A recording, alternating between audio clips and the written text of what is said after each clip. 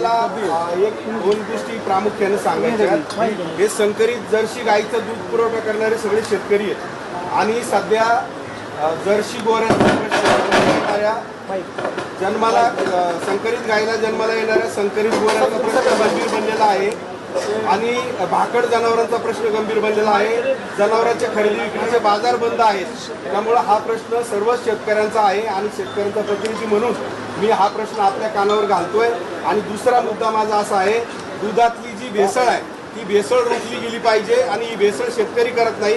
कारण थोडं पाणी जरी घातलं तर त्याचा फॅट एसएनएफ कमी लागतो आणि त्याला दुधाचा दर त्या ठिकाणी कमी मिळतो. त्यामुळं दादा हे दोन्ही विषय शेतकऱ्यांच्या जिव्हाळ्याचे आहेत आणि आता सध्या आमच्या या सगळ्या शेतकऱ्यांना या प्रश्नाला तोंड द्यावं लागतंय.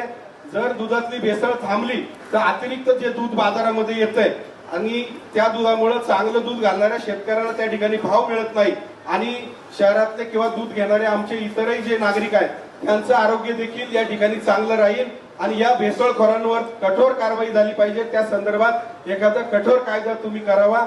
दादा तुमच्याबद्दल आम्हाला आदर आहे, तुम्ही ग्रामीण भागाचं नेतृत्व करताय आणि हा प्रश्न हे दोन्ही प्रश्न भाकड जनावर जर्सी गोऱ्यांचा प्रश्न आणि दुधातील भेसळ हे दोन प्रश्न आपण मार्गी लावावेत ही सगळ्या शेतकऱ्यांच्या वतीनं मी या ठिकाणी आपल्याकडे मागणी करतो.